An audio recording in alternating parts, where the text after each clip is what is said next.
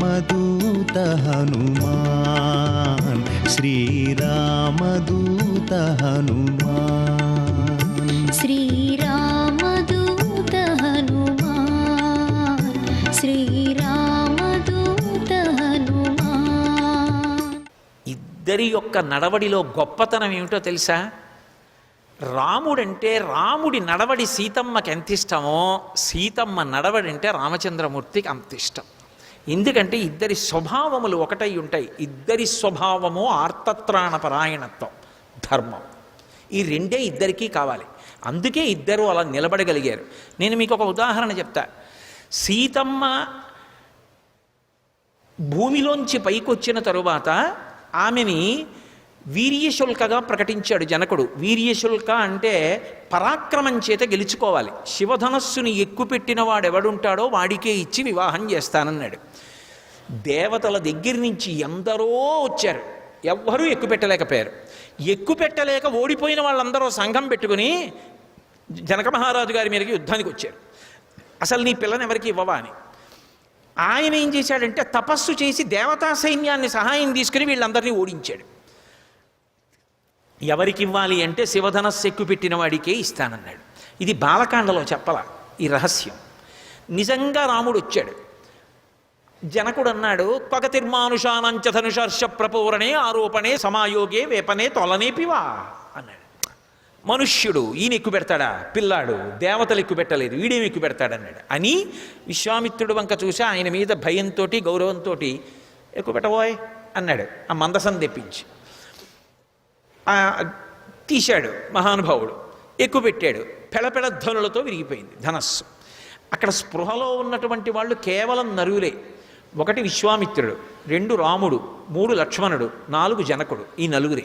5వ వాడు స్పృహలో లేడు అధ్వనికి. ఇప్పుడు స్వర్ణ కలశంతో నీళ్లు పట్టుకుని గబగబా వచ్చాడు. ఇది సీతమ్మకి తెలుసు, శివధనుర్భంగమైంది, రాముడికి ఇస్తారు నన్నని.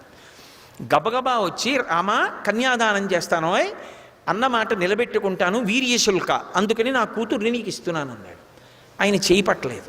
ఆయన అన్నాడు, దీయమానాం నతుతదా ప్రతిజగ్రాహ రాఘవ అవిజ్ఞాయ పితుశ్చంధ అయోధ్యాధిపతే ప్రభో అన్నాడు. ఈ మాట ఎక్కడొచ్చిందో తెలుసా?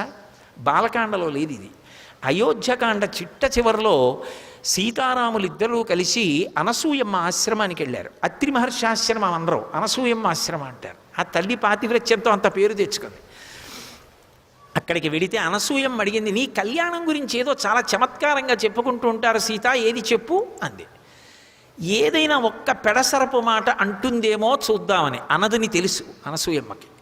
ఒక పతివ్రత వైభవం, అంత చిన్న పిల్ల పరిణతి పొంగిపోవడానికి అడిగింది ఆ ప్రశ్న. సాధారణంగా ఇంతమంది పెళ్లి చేసుకోవాలనుకున్న పిల్ల కన్యాదానం చేస్తానంటే రాముడు అన్నాడు, సీతమ్మ చెప్పింది ఈ మాట, అమ్మా రాముడు ఏమంత తొందరగా నన్ను పెళ్లి చేసుకోలేదు, ఏదో శివధనుర్భంగం చేస్తే జనకుడు ఇచ్చేశాడు అంటుంటారు లోకంలో, అంత తొందరగా నన్ను చేపట్టాడు అనుకుంటున్నావా? చేపట్టలేదు. మా నాన్న పట్టుకెళ్ళి కన్యాదానం చేస్తానని జలకలశం తీసుకొస్తే ఆయన అన్నాడు, ఇవ్వడానికి నువ్వెవరు, పుచ్చుకోవడానికి నేనెవరు? అదేం కలం కాదు, కాగితం కాదు, జీవితాంతం నా పక్కన నిలబడవలసినటువంటి ధర్మపత్ని. నా పక్కన ధర్మపత్నిగా ఉండి నా జీవితంలో అనుసరించి నా వంశాన్ని పెంచడానికి, నా మనసుకి శాంతి కలిగించేటటువంటి శాంతి స్థానంగా ఆమె భార్యగా ఉండవచ్చా ఉండకూడదా నిర్ణయించగలిగిన అధికారం ఈ భూమండలం మొత్తం మీద నన్ను కన్న తండ్రిదొక్కడిదే. తండ్రిని కాదని పెళ్లిలో స్వతంత్రించి నేను తీసుకోను. మా నాన్నగారికి కబురు చేయి, అవిజ్ఞాయ పితుశ్చంధ అయోధ్యాధిపతే ప్రవోహో, మా నాన్నగారు అంగీకరించకపోతే నేను తీసుకోనన్నాడు. కబురు చేశాడు మహానుభావుడు జనకుడు. వచ్చాడు దశరథుడు, పెద్దవాడు, వృద్ధుడైపోయాడు. ముందు ఆయన కూడా తొందరగా రాలా. ఆయన వెంటనే వశిష్ఠాది మహర్షుల్ని పిలిచాడు. పెళ్లి విషయంలో నిర్ణయాన్ని రేపు చెప్తాం, ఎల్లుండి చెప్తాం అనకూడదు. ఇదితో రోచతే వృత్తం, మీకు జనకుడి యొక్క ప్రవర్తన మంచిదేనా మీకు తెలుసా?